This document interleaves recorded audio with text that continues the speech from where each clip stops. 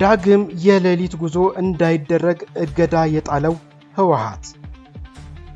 በኢትዮጵያ የሚገኙ የአውሮፓ ህብረት ልዑክ ህዝባዊ ወያኔ ሓርነት ትግራይ ወይም ህወሓት እያካሄደ ነው የተባለውን አስገዳጅ ወታደራዊ ምልመላ የፕሪቶሪያውን ግጭት የማቆም ስምምነት በግልጽ የጣሰ ነው ሲሉ ነቀፉ።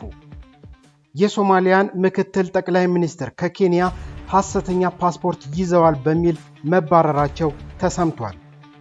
በአሜሪካና በኢራን መካከል ዳግም ወታደራዊ ግጭት ተቀሰቀሰ። ሀገራቱ ለውጥረቱ እርስ በርስ እየተወነጃጀሉ መሆኑን የሚገልጽ መረጃ ይዘናል። እነዚህንና ሌሎች መሰል መረጃዎችን ይዘናል። እስከ ፍጻሜው አብራችሁን ቆዩ። ነፃ ሀገር ክንምስርቲና ኢልና ክንወስን ኣለና። ሀገር ምህናጽ ግን እዚህ አይኮነትም ወይ አምስ ገበርካ ትጅመር አይኮነት። ከዚህ በፊት ጸረ ድሮን አለን በሚል በርካታ የሰራዊት አዛዦች እንዲሁም የነሱ የማህበራዊ ሚዲያ ፊት አውራሪዎች በተደጋጋሚ ሲገልጹ ነበር። ባህር ዳር ቀጥቀጠብን ሁሉ ናይ ሚለን ጎንደር ሰላም ዛቀርባ ዝነበረት እዞም ሰባት ናውን እዚኣ ስለዝነበሩ ሂብና ሓሊነ አብይም ማየት ሰብስታንስ የለው ከትምህርት ማስረጃው ጀምሮ በማደናገር ላይ የተመሰረተ ነው። ስለዚህ ጊዜ ወስደህ ሰከን ብለህ የት ነው የተማርከው ብለህ ብጠይቀው የሚመልስልህ ነገር የለውም።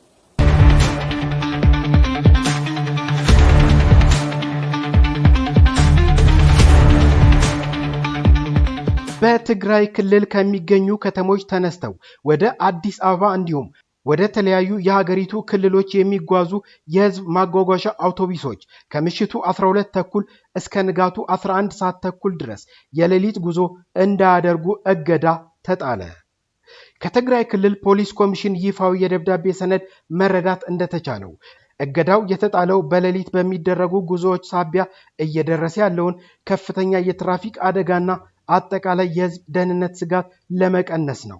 ከዚህ በተጨማሪ በሌሊት በሚንቀሳቀሱ አውቶቡሶች ላይ ህገወጥ የሰዎች ዝውውርና መሰል ጥርጣሬዎች እየታዩ መሆኑን ከህብረተሰቡ የደረሱ ጥቆማዎችን መነሻ በማድረግ ውሳኔው መተላለፉን ገልጿል።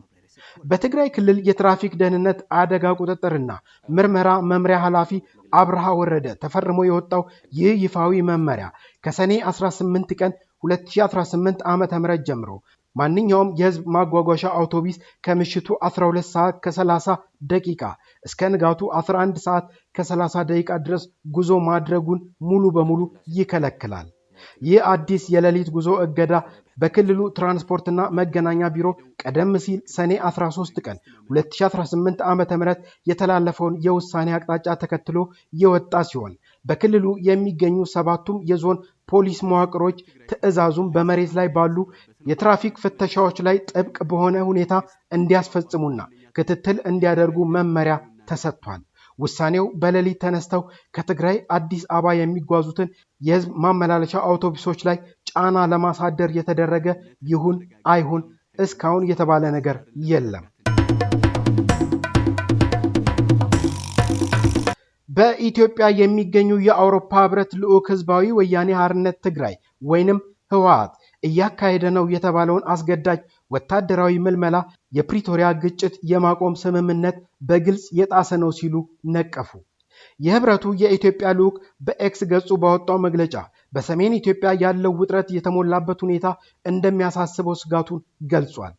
የህብረቱ መግለጫ አሜሪካ በህወሓት ባለስልጣናት ላይ የቪዛ እገዳ መጣሏን ተከትሎ በድርጅቱ ላይ ዓለም አቀፍ ጫናዎች እየበረቱ መምጣታቸውን አሳይቷል።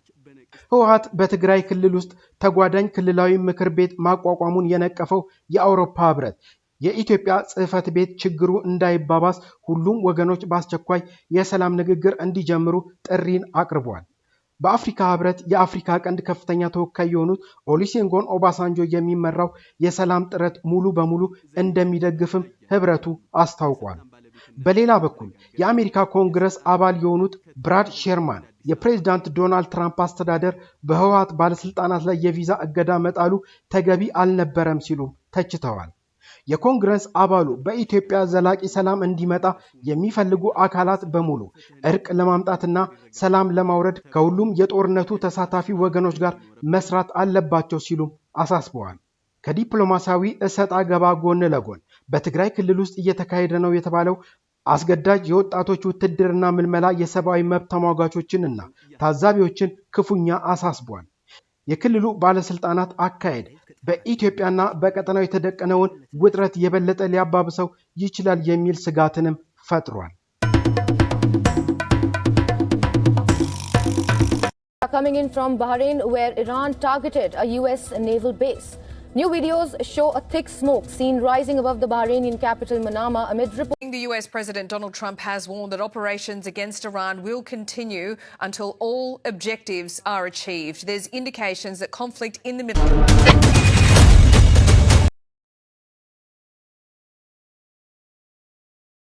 በአሜሪካና በኢራን መካከል ዳግም ወታደራዊ ግጭት ተቀሰቀሰ።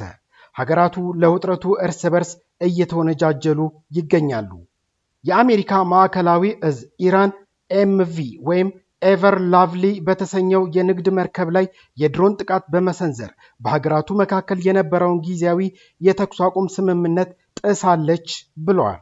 አሜሪካ ለዚህ ጥቃት ምላሽ በሚሆን መልኩ በኢራን የሚሳኤል ማከማቻዎች፣ የሰው አልባ አውሮፕላን ወይም ድሮን ጣቢያዎችና የራዳር መሰረተ ልማቶች ላይ ተከታታይ የአየር ድብደባ መፈጸሟን ይፋ አድርጋለች።